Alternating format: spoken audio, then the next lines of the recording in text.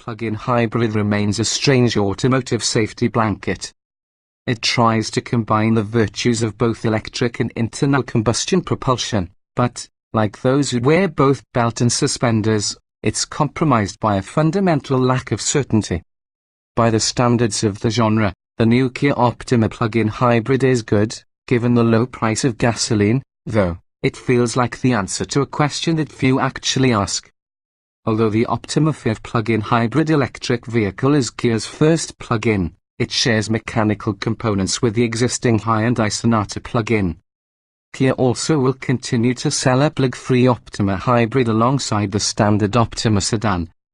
The FEF's 154 horsepower 2.0-litre four-cylinder engine works in conjunction with a 67 horsepower electric motor generator to deliver a peak system output of 202 horsepower. A 6-speed automatic with the electric motor replacing the torque converter drives the front wheels. The transmission is equipped with an electric oil pump in the interest of efficiency. The big difference from the regular Optima hybrid lurks under the rear seats and trunk floor, a 9.8 kWh lithium-ion battery pack that, Kia claims, allows the FEF to go up to 29 miles in electric-only mode and to operate at speeds of up to 75 miles per hour without firing up the gasoline engine. Kia had predicted only 27 miles of FEF range when it revealed the car at the Chicago Auto Show in February. 29 miles is one of the longer FEF ranges in the plug-in segment, well short of the Chevrolet Volt's 53 miles but 50% beyond the Toyota Prius Prime's 22. It takes about 9 hours to recharge using a 120-volt supply but only 3 hours if you have access to a level 2 240-volt connection. Cosmetically, the FEF is distinguished by its automatic active grille shutters, which, according to Kia, reduce the car's drag coefficient to just 0.25 when its louvers are closed. It also has its own lower drag front and rear bumpers and a subtle but noticeable blue tint to both the headlights and the exterior chrome brightwork to set it apart from less eco-minded Optimas. Equipment includes the usual battery of energy monitor displays and the economy driver assistance system ECADAS, which gives visual and audible advice on when to let the car coast. We quickly confirmed that the system's admonitory chimes can be switched off. As is common with plug-in hybrids, the big battery pack exacts a weight penalty. Kia's numbers say the FEF weighs a Rubenesque 3,788 pounds, or 302 more than the regular hybrid and 564 pounds heftier than the Optima 1.6T. The battery pack also robs the trunk of 3 cubic feet of capacity when compared with the standard Optima, but that still leaves a decent 13 cubes. The costs and benefits of redundancy at lower speeds, the Optima FEF disguises its mass well. The electric side of the powertrain gives it the usual instant FEF response, and even when left in its default hybrid mode, the majority of low-speed urban operation relies on pure electric power as long as the battery has charge.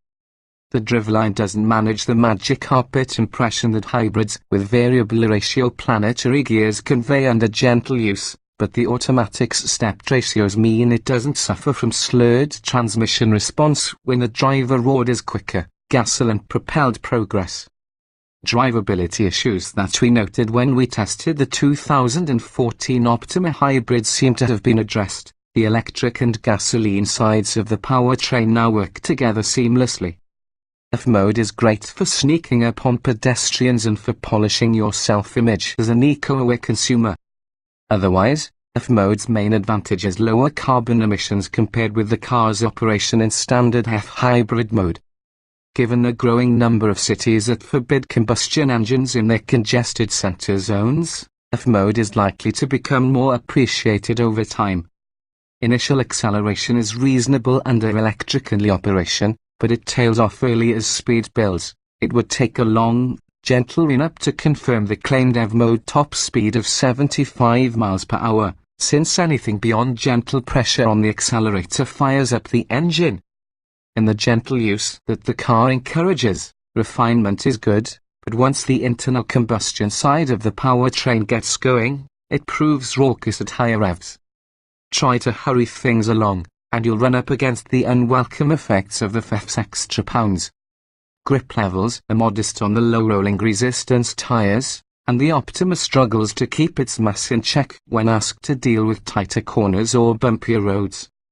The steering is both overboosted and completely lacking in feel, so your eyes will have to warn you when the FF's front end starts edging wide of the mark at velocities that would trouble few other mainstream cars. The springs and dampers struggle to control ride motions on rougher road surfaces, even at fairly modest speeds. Dynamically, the Optima FF seems to fall short of the Toyota Prius. The rest of the experience approximates that of the standard Optima. The cabin leaves the impression of plastics that were chosen more for durability than appearance, but it offers good space for 4 occupants. We drove a Euro-spec version in Korea, but we know the FF model due to appear in US dealerships later this year will be in the X-Trim level with a fairly generous array of equipment. A short-range F. Anyone in the market for a plug-in hybrid should already be aware of the compromises inherent to this neither fission nor foil formulation.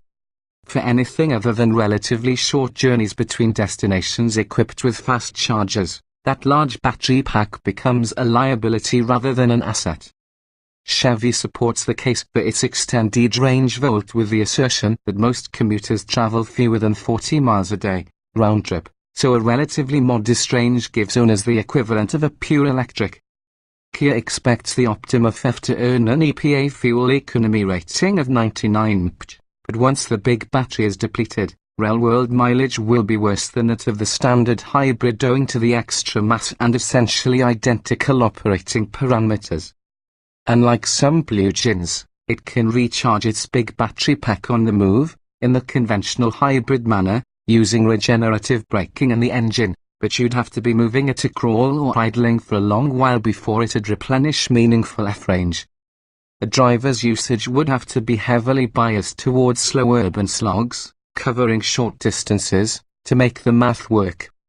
As plug-in hybrids go, the Optima FF is decent, but unless gas prices spike dramatically, the whole segment struggles to justify itself as a mass-market solution.